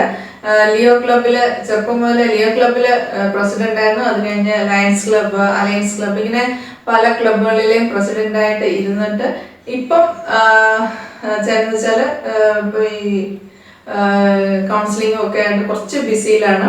എന്നാലും സമയങ്ങൾ ഉള്ളപ്പോൾ ഒക്കെ ക്ലബിൽ മീറ്റിംഗ് ഉള്ളപ്പോഴൊക്കെ പോകാറുമുണ്ട്. അപ്പം ഇപ്പൊ ഞാൻ നിൽക്കുന്നത് ഹസ്ബൻഡിന്റെ കൗൺസിലിംഗ് റൂമിലാണ്. അപ്പൊ ഞങ്ങള് വീടും കൗൺസിലിംഗ് ചെയ്യേണ്ട റൂം ഞങ്ങൾ മേളിൽ തന്നെയാണ് കൊടുത്തേക്കുന്നത്. നമുക്ക് വേറെ പോകുന്നില്ല, നമ്മുടെ വീട്ടിൽ തന്നെയാണ് കൗൺസിലിംഗ് സെക്ഷൻ നടത്തുന്നത് തന്നെ. അപ്പം ഇപ്പൊ ഞാൻ നിൽക്കുന്നത് കൗൺസിലിംഗ് റൂമിലാണ്. അപ്പം പറയുകയാണെങ്കിൽ എൻ്റെ ഹസ്ബൻഡിന്റെ കാര്യം പറയുകയാണെങ്കിൽ എല്ലാ കാര്യവും ഓപ്പണായിട്ട് സംസാരിക്കുന്ന ഒരു വ്യക്തിയാണ്. മനസ്സിലൊന്നും വെക്കത്തില്ല. ചില ആൾക്കാർ എന്തെങ്കിലും തെറ്റ് കണ്ടാൽ തെറ്റാണ് എന്ന് പറയാനായിട്ടുള്ള ധൈര്യവും, അതുപോലെ തന്നെ ഒരു കാര്യം ആരെയും ഫോഴ്സ് ചെയ്താൽ എനിക്കിഷ്ടമുണ്ടെങ്കിലേ ചെയ്തു. കാരണം ചിലർ അവരെ പ്രീതിപ്പെടുത്താൻ ചെയ്യുന്ന അങ്ങനെയുള്ള ഒരു മനസ്സുള്ള ഒരു വ്യക്തിയല്ല. ചില സമയത്തൊക്കെ ഞാൻ വിചാരിക്കും ചിലർ ചെയ്യുമ്പോൾ തെറ്റാ, അവരോട് നേരിട്ട് പോയി പറഞ്ഞാൽ അവർ ഫീൽ ആവത്തില്ലേ. അപ്പൊ ഞാൻ പലപ്പോഴും ചോദിച്ചിട്ടുണ്ട്, അങ്ങനെ പറഞ്ഞാൽ അവർ ഫീൽ ആകും പറയും. അത് ഫീൽ ആവില്ല, അവർക്ക് നമ്മൾ നല്ലത് പറഞ്ഞു കൊടുക്കുകയല്ലേ ചെയ്യുന്നത്. ഇപ്പൊ എന്ന് വെച്ചാൽ അങ്ങനെ ഓപ്പണായിട്ട് സംസാരിക്കുന്ന ഒരു വ്യക്തിയാണ്. അപ്പൊ പലർക്കും ചിലർ നല്ലപോലെ ആക്സെപ്റ്റ് ചെയ്യുന്നവർ നല്ലപോലെ ആക്സെപ്റ്റ് ചെയ്യും, അല്ലെങ്കിൽ നമുക്ക് ഓക്കെ ആ വ്യക്തി ഒരു ഇച്ചിരി ഹാർഷായിട്ടുള്ള വ്യക്തിയാണെന്നുള്ള മനസ്സിൽ വിചാരിക്കുന്നവർ അങ്ങനെ വിചാരിക്കുന്നുണ്ട്. പക്ഷെ എനിക്ക് കണ്ടിടത്തോളം പുള്ളിക്ക് എന്തേലും ഒരു എന്ന് വെച്ചാൽ നമ്മളിപ്പോൾ റോഡിൽ കൂടെ പോയിക്കൊണ്ടിരിക്കുമ്പോൾ എന്തേലും മനുഷ്യർക്ക് ബുദ്ധിമുട്ടായിട്ട് എന്തെങ്കിലും അവിടെ കണ്ടു കഴിഞ്ഞാൽ ഉടനെ അതിനുള്ള ഒരു ആക്ഷൻ എടുക്കുന്ന ഒരു വ്യക്തി കൂടിയാണ്. ഇപ്പം ഒരു കാര്യം പറഞ്ഞാൽ പോകുന്ന വഴിക്ക് നമ്മൾ പഴം തിന്നിട്ട് ഒരു പഴത്തൊലി താഴെ കിടന്നാൽ പോലും പുള്ളി അത് ഒന്നെങ്കിൽ എടുത്ത് മാറ്റും, ഇല്ലെങ്കിൽ പഴത്തൊലി ഇടുന്നത് കണ്ടു കഴിഞ്ഞാൽ ആ വ്യക്തിയെ കൊണ്ട് തന്നെ അത് എടുത്ത് മാറ്റിക്കും. അങ്ങനെയുള്ളൊരു ആളാണ്. പിന്നെ സമൂഹത്തിന് വേണ്ടി എന്ത് പറഞ്ഞാലും സമൂഹത്തിന് വേണ്ടി മുമ്പ് നിൽക്കുന്ന ഒരു വ്യക്തി കൂടിയാണ്. പിന്നെ എന്താ പറയാനാണ്, ഹസ്ബൻഡിന്റെ കാര്യം പറയുകയാണെങ്കിൽ ഒരു സ്നേഹമുള്ള ഒരു വ്യക്തിയാണ്. ഞാൻ നേരത്തെ പറഞ്ഞ കൂട്ടത്തിലെ ഒരു ക്ലബിന്റെ കാര്യം പറയാനായിട്ട് വിട്ടുപോയി. JCI എന്ന് വെച്ചാൽ അപ്പോൾ അത് കേരളത്തിൽ ഏറ്റവും കൂടുതലുള്ള ഒരു ക്ലബ്ബാണ്. അപ്പം JCIയിൽ അച്ഛന് പ്രസിഡന്റായിട്ട് ഇരുന്നപ്പം കിട്ടിയ ഔട്ട്സ്റ്റാൻഡിങ് നാഷണൽ പ്രോഗ്രാമിന് വിന്നറായിട്ട് കിട്ടിയ മെമ്മന്റോ ആണിത്. അതുപോലെ തന്നെ ഔട്ട്സ്റ്റാൻഡിങ് ബിസിനസ് ഏരിയയിൽ റണ്ണറായിട്ടുള്ള മെമ്മന്റോയാണ്. അപ്പം ഇങ്ങനെ എല്ലാം ഈ ഇരിക്കുന്നതെല്ലാം അങ്ങനത്തെയാണ്. ഓരോ ക്ലബിലെയും അച്ഛൻ ചെയ്ത പ്രോഗ്രാമിൻ്റെയും എല്ലാം മെമ്മന്റോസ് ആണ് ഇരിക്കുന്നത്.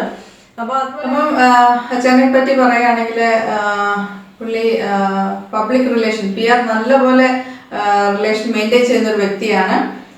പിന്നെ SP ആയിട്ട്, കളക്ടറായിട്ട്, കമ്മീഷണറായിട്ട് എല്ലാവരുമായിട്ട് നല്ലൊരു റിലേഷനാണ്. എന്നുവെച്ചാൽ എപ്പം ആര് മാറിയാലും അവരെ നമ്മൾ എന്ത് കാര്യത്തിനും അവരോട് നമ്മൾ അപ്രോച്ച് ആയാലും അവരെ നമ്മൾ എന്തെങ്കിലും ഒരു കാര്യം അവരെ അറിയിച്ചാൽ പോലും നല്ല ഇമ്മീഡിയറ്റ് ആയിട്ടുള്ള ആക്ഷനും എടുക്കുന്നുണ്ട്. അത് മാത്രമല്ല പുള്ളിയുടെ കാര്യം എന്ന് വെച്ചാൽ കൂടുതലും ട്രെയിനിങ് പ്രോഗ്രാമാണ്. അപ്പോൾ ട്രെയിനിങ് പ്രോഗ്രാം എപ്പോഴും പുറത്തൊക്കെയാണ് ട്രെയിനിങ്ങിന് പോകുന്നത്. ഇപ്പോൾ ട്രെയിനിങ് ഇല്ലാതെ ഇരിക്കുന്ന സമയങ്ങളിലൊക്കെ ആണെങ്കിൽ ആൾക്കാർക്ക് പെപ് ടോക്ക് കൊടുക്കാറുണ്ട്. അതുപോലെ തന്നെ ദിവസവും ഒരു പറയുകയാണെങ്കിൽ 3-4 പേപ്പറെങ്കിലും വായിക്കാതെ അതൊരു അഡിക്ഷൻ എന്ന് പറയുന്ന പോലെ ഇരിക്കും. ചിലർക്ക് രാവിലെ എണീറ്റ് ചായ കുടിക്കണം എന്നുള്ളൊരു ശീലമില്ല. അതുപോലെയാണ് രാവിലെ എണീറ്റ് പല്ല് തേച്ച് കഴിഞ്ഞാൽ പുള്ളിക്ക് ചെയ്യേണ്ട വെള്ളം കുടിക്കും. വെള്ളം കുടിച്ചു കഴിഞ്ഞാൽ പിന്നെ കാണുന്നത് പേപ്പറിലേക്കാണ്. പേപ്പർ വായിക്കാൻ തുടങ്ങിക്കഴിഞ്ഞാൽ അത് ഫുൾ അരിച്ച് പറക്കും. നമ്മൾ ഈ റേഡിയോയിലൊക്കെ പറയുന്നത് ഫുള്ള് നോക്കും, മൊത്തം ഫുൾ അരിച്ച് പറക്കും. ഈ സെയിം തന്നെ നമ്മുടെ കുഞ്ഞുങ്ങൾ അത് കണ്ട് ഞാൻ എൻ്റെ പല പാരന്റിങ് വീഡിയോയിലും പറയാറുണ്ട്, നമ്മൾ ആരെയും കമ്പയർ ചെയ്യരുത്. കാരണം നമ്മളിപ്പോൾ പറയും നമ്മുടെ ആ കുഞ്ഞിനെ നോക്കിപ്പടി നമ്മളെപ്പോഴും പറയും. പക്ഷെ നമ്മൾ എപ്പോഴും വീട്ടിൽ നമ്മുടെ പേരൻസ് ആയിരിക്കണം നമ്മുടെ കുഞ്ഞുങ്ങൾക്ക് റോൾ മോഡലായിട്ടിരിക്കാൻ വേണ്ടി. അപ്പം നമ്മുടെ വീട്ടിൽ നമ്മൾ ചെയ്യുന്ന കാര്യങ്ങളാണ് നമ്മുടെ കുഞ്ഞുങ്ങളും കണ്ടു വളരുന്നത്. അപ്പം ഞാൻ ശ്രദ്ധിച്ച കൂട്ടത്തിൽ ഏറ്റവും കൂടുതൽ ന്യൂസ് പേപ്പർ വായിക്കുന്ന അച്ഛനാണ് വീട്ടിൽ. ഞാൻ എന്ന് വെച്ചാൽ നമ്മൾ ഈ കുക്കിംഗ് ഏരിയയിൽ അങ്ങനെ ഫ്രീ കിട്ടുമ്പോൾ മാത്രമേ നമ്മൾ ഈ ന്യൂസ് പേപ്പറിൻ്റെ അടുത്തൊക്കെ പോകാറുള്ളൂ. പക്ഷെ അച്ഛൻ്റെ കാര്യത്തിൽ രാവിലെ എണീറ്റ് ബ്രഷ് ചെയ്ത് വെള്ളം കുടിച്ചതിന് ശേഷം പേപ്പർ വായിക്കുന്ന ശീലമാണ്. അപ്പം ആ ഇത് കണ്ട് ഞങ്ങളുടെ മൂത്ത മോള് അവൾ ഇതുപോലെയാണ്, ഒരു അഡിക്ഷൻ പോലെയാണ്. അവൾക്ക് ഒരു ദിവസം പേപ്പർ വായിച്ചില്ലെങ്കിൽ ഭയങ്കര എന്തോ എന്ന് വെച്ചാൽ എപ്പോഴേലും ഒരു ഫ്രീ ടൈം നോക്കുകയാണ്. ഇപ്പൊ ഓൺലൈൻ ക്ലാസ് നടന്നുകൊണ്ടിരിക്കുകയാണ്, അത് കാരണം രാവിലെ എണീക്കണം, ബ്രഷ് ചെയ്യണം, കുളിക്കണം, ഇതിന്റെ ഇടയ്ക്ക് ക്ലാസ് അറ്റൻഡ് ചെയ്യും. പിന്നെ ഒരു ക്ലാസ് കഴിഞ്ഞ് 40 മിനിറ്റ്സ് ബ്രേക്ക് വരുമ്പോൾ ഉടനെ അവൾ പോയി പേപ്പർ എടുത്ത് വായിക്കും. അപ്പൊ ഞാനത് ശ്രദ്ധിച്ചു, കാരണം നമ്മുടെ വീട്ടില് ഒരാൾ ചെയ്യുന്ന കണ്ടാണ് നമ്മുടെ കുഞ്ഞുങ്ങളും ചെയ്യുന്നത്. അപ്പൊ ആ ഒരു ശീലം മൂത്ത മോളിലേക്ക് വന്നു. ഈ റീസെന്റ് ആയിട്ട് ഞാൻ നോക്കിയപ്പോൾ ഇളയ മോളും അവള് സ്റ്റാർട്ട് ചെയ്തു. ഇപ്പൊ നമ്മൾ ആരും പറഞ്ഞു കൊടുത്തല്ല ദിവസവും പേപ്പർ വായിക്കണം, അങ്ങനെ വേണമെന്നൊന്നും നമ്മൾ പറയുന്നില്ല, നമ്മളെ കണ്ടു പഠിക്കുകയാണ് ചെയ്തത്. അപ്പൊ റീസെന്റ് ആയിട്ട് ഇളയ മോൾ, രണ്ടാമത്തെ മോളും ഇതന്നെയാണ്. അവളും പേപ്പർ എടുത്ത് വായിക്കാനായിട്ട്, അവളിപ്പോ 2nd സ്റ്റാൻഡേർഡ് കഴിഞ്ഞ് 3rd സ്റ്റാൻഡേർഡിലാണ്. അവളും ഇംഗ്ലീഷ് പേപ്പർ വായിക്കാനായിട്ട് തുടങ്ങുന്നുണ്ട്. അറിയാത്ത കാര്യങ്ങളൊക്കെ ചോദിക്കാൻ തുടങ്ങി, ഡൗട്ട്സ് ചോദിക്കാൻ തുടങ്ങി, അതെന്താണ് സ്പെല്ലിങ്സ് ഒക്കെ കൂട്ടി വായിക്കാനും ഒക്കെ അവൾക്കും ഒരു ഇൻട്രസ്റ്റ് തുടങ്ങിയിട്ടുണ്ട്. അപ്പം എന്ന് വെച്ചാൽ നമ്മൾ ചെയ്യുന്ന കാര്യങ്ങൾ നമ്മുടെ കുഞ്ഞുങ്ങൾ കണ്ട് അങ്ങനെ ഒരു നല്ലൊരു ജനറേഷനാണ് നമ്മൾ വാർത്തെടുക്കാനായിട്ട് നോക്കേണ്ടത്. പിന്നെ പറയുകയാണെങ്കിൽ ഈയിടെ റീസെൻ്റ് ആയിട്ട് നമുക്ക് മുനിസിപ്പാലിറ്റിയിൽ നിന്ന് ഇതുപോലെ നമ്മുടെ വീട് നീറ്റാക്കി, ഗാർഡൻ നല്ല മെയിൻറ്റെയിൻ ചെയ്യുന്നതിനും അതുപോലെ തന്നെ വീട് നീറ്റാക്കി വെർമി കമ്പോസ്റ്റ് നമ്മൾ വീട്ടിൽ തന്നെ നമ്മൾ ചെയ്യുന്നത്, ഇതെല്ലാം അവർ കണ്ടിട്ട് നമ്മുടെ മുനിസിപ്പാലിറ്റിയിൽ നമുക്ക് അവാർഡ് തന്നായിരുന്നു. അപ്പം അങ്ങനൊരു നല്ലൊരു ഭാഗ്യം നമുക്ക് കിട്ടി. അപ്പൊ ഇതൊക്കെ നമ്മളെന്ന് പറയുന്നത് നമ്മുടെ നെക്സ്റ്റ് ജനറേഷൻ, നമ്മുടെ മക്കളെ ഇത് കണ്ട് വെർമി കമ്പോസ്റ്റ് എങ്ങനെ ഉണ്ടാക്കണം, വീട് എങ്ങനെ ക്ലീൻ ചെയ്യണം, പ്ലാന്റ്സ് എങ്ങനെ കെയർ ചെയ്യണം, ഇതെല്ലാം ഞങ്ങളുടെ വീട്ടിൽ ചെയ്യുന്നതാണ്. അപ്പം നമ്മൾ ഇതൊക്കെ എന്ന് വെച്ചാൽ ഒരു ടൈം പാസ് എന്നും പറയാം, അതുപോലെ തന്നെ ഇൻട്രസ്റ്റും വേണം. നമ്മൾ ചെയ്യുമ്പോൾ കുഞ്ഞുങ്ങളെ കൂടെ കൂട്ടി വിളിക്കുകയാണെങ്കിൽ അതുങ്ങൾക്ക് അതിനോടുള്ള ഇൻട്രസ്റ്റ്, ഈ ഒരു ചെടി നടണമെങ്കിൽ ചെടിക്കകത്ത് എന്തെല്ലാം യൂസ് ചെയ്യുന്നു എന്നുള്ളതൊക്കെ കുഞ്ഞുങ്ങൾക്ക് പഠിക്കാം. അവരപ്പോൾ അവരുടെ ലെസണിൽ പഠിച്ചു വരുമ്പം റൂട്ട്സ് എന്താണ്, സ്റ്റെം എന്താണ്, ലീവ്സ് എന്താണെന്ന് അവർക്കും ഒരു ഐഡിയ കിട്ടും. അപ്പം ഇങ്ങനെ ചില കാര്യങ്ങൾ ഞങ്ങൾ ഫാമിലി ചെയ്യുവാണെങ്കിൽ കുഞ്ഞുങ്ങളെ കൂട്ടിയേ ചെയ്തോളൂ. ഞാനും ഹസ്ബൻഡും ചെടിയുടെ കാര്യങ്ങളിൽ പോവാണെങ്കിൽ മക്കളും കൂടെ വരും, അവരും ഹെൽപ്പ് ചെയ്യും. അപ്പം ഇങ്ങനെയാണ് ഒരു ഫാമിലി മുമ്പോട്ട് ഞങ്ങൾ കൊണ്ടുപോയിക്കൊണ്ടിരിക്കുന്നത്. ഹലോ, എല്ലാവർക്കും നമസ്കാരം. എൻ്റെ പേര് ബിനു. ഞാനൊരു സൈക്കോളജിസ്റ്റ്, അതേപോലെ കോർപ്പറേറ്റ് ട്രെയിനർ കൂടി. ഞാൻ ജിനൂസ് ഫാഷനിലെ ജിനുവിൻ്റെ ഹസ്ബൻഡ്. ജിനു കുറേ കാര്യങ്ങൾ നിങ്ങളോട് ഷെയർ ചെയ്തിരുന്നു. ജിനു കുറച്ച് എമോഷണൽ ആയിരുന്നു ആ വീഡിയോയിൽ. ലൈഫ് ഈസ് സെറ്റ് അല്ലയോ, എല്ലാ എമോഷൻസും ലൈഫിലുണ്ട്. ഞാൻ ജനിച്ചത് കേരളത്തിലാണ്. എനിക്കൊരു വയസ്സായപ്പം പപ്പ മമ്മ എല്ലാം ആന്ധ്രയിലേക്ക് മൈഗ്രേറ്റ് ആയി. പപ്പായ്ക്ക് ഇവിടെ ബിസിനസ്സൊക്കെ ആയിരുന്നു, അത് കാരണം ആന്ധ്രയിൽ എനിക്കൊരു വയസ്സായപ്പോൾ വന്ന്. പക്ഷെ മലയാളം കുറച്ചൊക്കെ വ്യത്യാസം കാണുന്നത്, നിങ്ങൾ ക്ഷമിക്കണം. ഇവിടെ വന്നു, ഇവിടെ പഠിച്ചത്. എൻ്റെ ഫാമിലിയെക്കുറിച്ച് പറയുകയാണെങ്കിൽ പപ്പയുടെ പേര് ജോണെന്നും അമ്മയുടെ പേര് ലീലാമ്മ. ഞങ്ങൾ 3 ബ്രദേഴ്സാണ്. ഞാൻ മൂത്തത്, എൻ്റെ പേര് ബിനു. എൻ്റെ അടുത്ത സഹോദരൻ്റെ പേര് ജിനു, പിന്നെ ലിനു. ബിനു, ജിനു, ലിനു, ഇങ്ങനെ 3 ബ്രദേഴ്സാണ് ഞങ്ങൾ. 3 പേർക്കും 5 ഇയേഴ്സ് ഗ്യാപ്പും ഉണ്ട്. ഞാൻ വീട്ടിൽ മൂത്തത്. അതേപോലെ ഞങ്ങളുടെ പപ്പയുടെ കുടുംബത്തിലെ മൂത്ത കൊച്ചുമോനും കൂടി ഞാൻ. അങ്ങനെ ഞങ്ങളുടെ ഒരു ഫാമിലി എന്ന് പറയുന്നത്. അപ്പോൾ ജിനു എന്ന് പറഞ്ഞപ്പോൾ ചെറിയ ഇതുകൂടി ഉണ്ട് ഇതിൽ.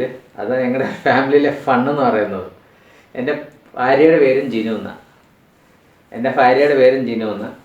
ഒരു ഭാഗ്യം എന്ന് പറഞ്ഞാൽ എല്ലാവരും ഒരു വീട്ടിൽ താമസിച്ചെങ്കിൽ ഭയങ്കര കൺഫ്യൂഷൻ നടന്നേനെ. എൻ്റെ അനിയന്മാർ 2 പേരും US ആയതുകൊണ്ട് വലിയ കൺഫ്യൂഷൻ ഇല്ല.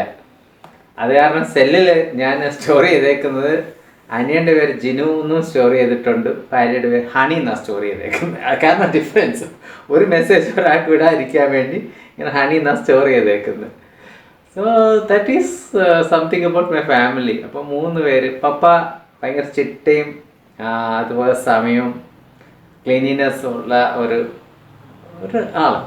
പപ്പ ഭയങ്കര എല്ലാം പക്ക ചിട്ടയോടെ ചെയ്യണം. പപ്പയ്ക്ക് ഭയങ്കരമായിരിക്കും. പപ്പ ബിസിനസ്സുകാരനും. പപ്പ ബിൽസും അതും ഇതും എല്ലാം ചെറുപ്പം മുതലേ ഞാൻ കാണുന്ന ഒരു കാഴ്ചയാണ്.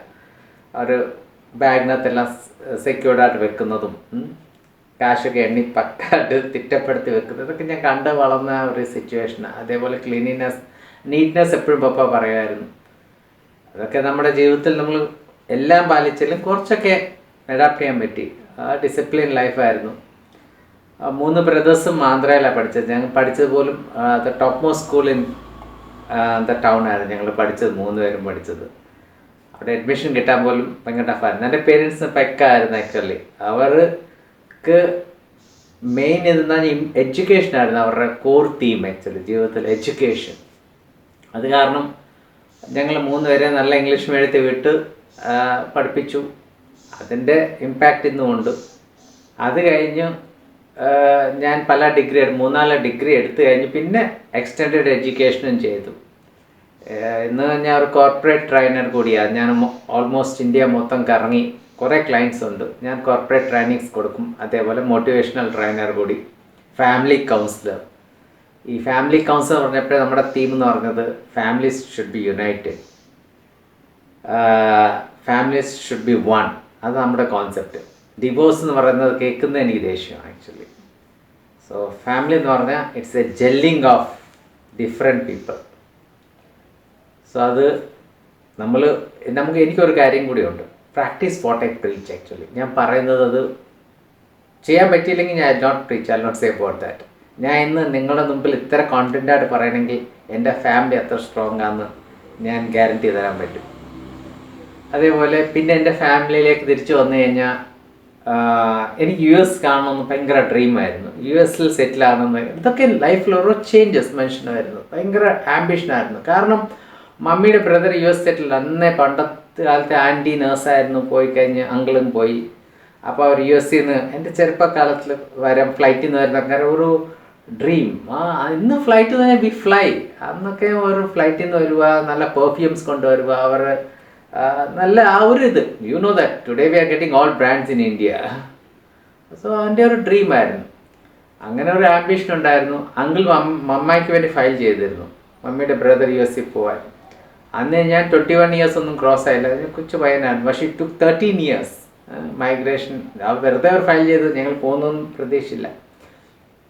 കഷ്ടകാലം എന്ന് പറഞ്ഞാൽ, കഷ്ടകാലം എന്ന് പറയത്തില്ല ഞാൻ ആക്ച്വലി, നല്ല കാലം എന്നേ പറയത്തില്ല. കാരണം ജിനു ഇന്ന് എനിക്ക് ലൈഫിൽ വരാൻ ഇതായിരിക്കും റീസൺ. 2 നല്ല കുഞ്ഞുങ്ങളും. എനിക്ക് പോകാൻ പറ്റിയില്ല. ആദ്യമൊക്കെ റിഗ്രറ്റ്സ് ഉണ്ടായിരുന്നു, ഇപ്പോൾ ഒരു റിഗ്രറ്റ്സും ഇല്ല, ഹാപ്പി. പോകാൻ പറ്റിയില്ല എന്നുള്ള വിഷമവും കാര്യങ്ങളൊക്കെ ഉണ്ടായിരുന്നു, ഇപ്പം ഇല്ല. ഇതിൽ എനിക്ക് 21 ഇയേഴ്സ് ക്രോസ് ആയ എൻ്റെ മമ്മിയുടെ വിസ ആയിരുന്നു, ഫാമിലി മൈഗ്രേഷൻ വിസ. എനിക്ക് അവരുടെ കൂടെ പോകാൻ പറ്റും. പക്ഷേ ഇതിൽ വേറൊരു ഫണ്ട്, എൻ്റെ അനിയൻ ജിനു എന്ന് പറയുന്ന അനിയൻ, അവൻ പോലും പോയത് 1 വീക്ക് ഡിഫറൻസിലാണ് പോയത്. 21 ഇയേഴ്സ് ആണ് ക്രോസ് ആവും. You are so lucky enough. അവന് 1 വീക്ക് ഡിഫറൻസിൽ അവൻ ഫ്ലൈ ആയി. യംഗർ ബ്രദർ ലിനു അവിടെ ആയിരുന്നു. ഇവരെല്ലാവരും അവിടെ പോയെങ്കിലും പക്ഷേ ഫാമിലി ലവ് എന്ന് പറഞ്ഞാൽ അതായിരുന്നു. ഞാൻ ഒന്നും ചോദിക്കത്തില്ല, എന്ത് വേണമെങ്കിലും US നിന്ന് എനിക്ക് വരുമായിരുന്നു. നത്തിങ് ഷോർട്ടേജ്, സർപ്ലസ് ആയിരുന്നു എല്ലാം. സ്നേഹബന്ധം ഈ 6 വർഷം അവർ ദൂരെ ആണെങ്കിലും എല്ലാ ദിവസവും വിളിക്കുമായിരുന്നു. അന്ന് ഇൻ്റർനെറ്റ് ഒന്നും ഇല്ല, യു ഷുഡ് അണ്ടർസ്റ്റാൻഡ്. അമേരിക്കൻ ഓൺലൈനോ അല്ലെ യാഹു, ഈ കോൾസ് ആയിരുന്നു വിളിച്ചുകൊണ്ടിരുന്നത്. അന്നത്തെ speed very slow of net. ഞാൻ ഈ പറയുന്ന 20 ഇയേഴ്സ് ബാക്ക് അവർ മൈഗ്രേറ്റ് ചെയ്തപ്പോഴത്തെ കാര്യം. ഇന്ത്യയിൽ നെറ്റ് അത്ര ഫാസ്റ്റ് അല്ല. നെറ്റ് കഫേ പോയി ഇവരുടെ വോയിസ് കേൾക്കാൻ വേണ്ടി ഒത്തിരി ഒന്നും അന്ന് കേട്ട് കഴിഞ്ഞാൽ ഒരു സന്തോഷമായിരുന്നു. ഒറ്റയ്ക്ക് ഒരു റൂമിൽ താമസിക്കുന്നു. കുറച്ച് ഫ്രണ്ട്സ് ഉണ്ടായിരുന്നു, മലയാളി ഫ്രണ്ട്സ് എല്ലാം ഉണ്ടായിരുന്നു. ആ സൗണ്ട് കേൾക്കാൻ ഇന്ന് നമുക്ക് ആപ്പിൾ കോൾസും ആപ്പിൾ ഇൻ്റർനെറ്റും, that was a different thing. ഒറ്റയ്ക്ക് ഒരു വീട്ടിൽ താമസിക്കുക എന്ന് പറഞ്ഞാൽ അത് ഇറ്റ് വാസ് സോ പെയിൻഫുൾ. ഞാൻ ഒന്നേ ആലോചിച്ചുള്ളൂ, ഇഫ് എനിക്ക് പോകാൻ പറ്റിയില്ല, ലെറ്റ് മൈ ഫാമിലി ഗോ. അതെല്ലാവർക്കും നല്ലതെന്നുള്ള ഒരേ ഇത്. സോ US പോകുന്ന ഒരു ഡ്രീം, അതും they are become the citizens now. അതൊക്കെ സന്തോഷം. എനിക്കൊരു കെയർ ടേക്കർ ഒരു ആൻറ്റിയുടെ വീട്ടിലായിരുന്നു ഞാൻ താമസിച്ച, റിലേറ്റീവ് ആയിരുന്നു. അവർ വീട്ടിൽ ഫുഡ് കഴിക്കുമായിരുന്നു, എൻ്റെ റൂമിൽ ഞാൻ പോയി കിടക്കും. ദാറ്റ് വാസ് എൻ്റെ വർക്ക് ചെയ്യും, എൻ്റെ പ്രൊഫഷൻ ഞാൻ കോൺസെൻട്രേറ്റ് ചെയ്യും. അങ്ങനെ ലൈഫ് ലീഡ് ചെയ്തുകൊണ്ടിരിക്കുന്ന സമയത്ത് കുറേ വർഷമായി, 6 വർഷമായി ഒറ്റയ്ക്കുള്ള ജീവിതം. പപ്പായും മമ്മായും എനിക്ക് അലയൻസ് നോക്കാൻ അവർ വന്നു, ഷോർട്ട് ഡ്യൂറേഷൻ വന്നു, പക്ഷെ അത് നടന്നില്ല. അവർ തിരിച്ചു പോവായിരുന്നു.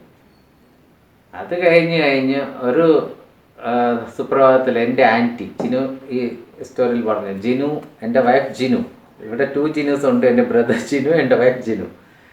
ജിനു എൻ്റെ അമ്മയുടെ ബ്രദറിൻ്റെ വൈഫിൻ്റെ സിസ്റ്ററിൻ്റെ മോളാണ്. Again I'm repeating it. എൻ്റെ അമ്മയുടെ ബ്രദറിൻ്റെ വൈഫിൻ്റെ സിസ്റ്ററിൻ്റെ മോളാണ്. It's no by blood relation but it's a different family. So ഇങ്ങനെ ഒരു പ്രപ്പോസൽ എൻ്റെ ആൻറ്റി എൻ്റെ മുമ്പിൽ എടുത്തിട്ടു. ഒരു ദിവസം ഒരു രാത്രി എന്നെ വിളിച്ചു ചോദിക്കുമായിരുന്നു, ആൻറ്റി എന്താ നീ ഞങ്ങളുടെ ജിനുവിനെ കല്യാണം കഴിക്കാൻ നിനക്ക് ഇഷ്ടമാണെന്നോ ആഗ്രഹമുണ്ടോ എന്ന് ചോദിച്ചു. അന്നത്തെ കാലത്തൊക്കെ ആ ഡെസിഷൻസ് ഇന്നൊക്കെ ആണെങ്കിൽ ഇച്ചിരി ബോൾഡായിട്ട് എടുക്കുമായിരിക്കും. വലിയ ലോങ് ഒന്നുമില്ല, 15 years, ബട്ട് എന്തോ ഞാൻ പറഞ്ഞു പപ്പായും അമ്മയും US ഒന്ന് വിളിച്ചു ചോദിക്കാൻ പറഞ്ഞു. അവരെ വിളിച്ച് ചോദിച്ചു കഴിഞ്ഞ് അവർക്കും ഓക്കെ ആയിരുന്നു. പിന്നത്തെ സ്റ്റോറി ജിന്നു പറഞ്ഞല്ലോ. എനിക്ക് വന്ന ഫസ്റ്റ് ഫോട്ടോ തന്നെ ആക്ച്വലി ഇത് ഞങ്ങൾ ആ ഫോട്ടോ ഇപ്പോഴും ഞങ്ങൾ പ്രിസർവ് ചെയ്തിട്ടുണ്ട്. Actually that's interesting part of the story. Photo വിടുമ്പം സാധാരണ എന്ത് ചെയ്യും, അല്ല സാരി കൊടുത്തു ഒക്കെയുള്ള ഫോട്ടോ അല്ലേ ഇവിടുന്ന്. ജിന്നുവിൻ്റെ ഫോട്ടോ ജീൻസ് ടോപ്പ് ഇട്ട ഫോട്ടോ എനിക്ക് വന്നു തോന്നുന്നു. അപ്പം എനിക്കങ്ങ് ഇഷ്ടപ്പെട്ടു ജിനുവിനെ. പക്ഷേ ജിനുവിനെ കണ്ടിട്ടില്ല. അങ്ങനെ ഞങ്ങളുടെ കല്യാണാലോചനയും കാര്യങ്ങളെല്ലാം ജിനു പറഞ്ഞു. പിന്നെ ഞാൻ അത് പറയുന്നത് റിപ്പീറ്റ് ചെയ്യുന്നില്ല. പിന്നെയും പറയേണ്ട ഒരേ കാര്യം, പെൺ കാണാനല്ല വന്ന് ആൺ കാണാനാണ് വന്നത്. ജിനു എന്നെ വന്ന് കാണുമായിരുന്നു. 1 minute കൊണ്ടാണ് നമ്മൾ ഡെസിഷൻ എടുക്കുന്നത് അങ്ങോട്ടും ഇങ്ങോട്ടും. ആ ഒരാഴ്ച കൊണ്ട് എൻഗേജ്മെൻറ്റും കല്യാണവും നടന്നു. ഇങ്ങനെ നല്ലൊരു ലൈഫ് ലീഡ് ചെയ്യുന്നു. ഇങ്ങനെ ലീഡ് ചെയ്യുന്ന ലൈഫിൽ ദൈവം ഞങ്ങൾക്ക് കുറേ ബ്ലെസ്സിങ്സ് തന്നിരിക്കുന്നു. We are blessed. Vinu Jinu ഈ ഒരു കോമ്പിനേഷൻ ദൈവത്തിൻ്റെ ഒരു പ്ലാൻ, ദൈവത്തിൻ്റെ പദ്ധതി, അല്ലെങ്കിൽ വിനു ജിനു. സോ അത് കഴിഞ്ഞ് ഞങ്ങളുടെ ലൈഫ് ഞങ്ങൾ സ്റ്റാർട്ട് ചെയ്തിരുന്നു. അപ്പോൾ അത് കഴിഞ്ഞ് എൻ്റെ ഒരു ചെറിയ ഫാമിലിയെക്കുറിച്ച് ചെറുതായിട്ട് പറയും. എൻ്റെ ബ്രദർ ജിനു കല്യാണം കഴിച്ചത് നാട്ടിൽ നിന്നാണ്. എൻ്റെ ഫാദർ എന്നും പ്രൗഡായിട്ട് പറയുന്ന ഒരു കാര്യം, എൻ്റെ മക്കൾ പലയിടത്തും പോയാലും അവർ മലയാളി കുട്ടികൾ കല്യാണം കഴിച്ചെന്ന് ഫാദറിൻ്റെ ഒരു പ്രൗഡ്നെസ് എപ്പോഴും പുള്ളി പറയുന്നത്. ഞാനൊരു മലയാളി കുട്ടിയെ കല്യാണം കഴിച്ചു. ഡിനി എന്ന് പറയുന്ന ആളിനെ കല്യാണം കഴിച്ചു. അവർക്കൊരു 2 കുഞ്ഞുങ്ങളുണ്ട് ഇപ്പോൾ, നിവിൻ ആൻഡ് കെവിൻ. പിന്നെ ഏറ്റവും ഇളയ അനിയൻ ലിനു, അവൻ കല്യാണം കഴിച്ചിരിക്കുന്നത് ബിന്ദിയ, അവൻ്റെ വൈഫ് ബിന്ദിയ. അവർക്കൊരു മോളുണ്ട് ആഞ്ചലീന.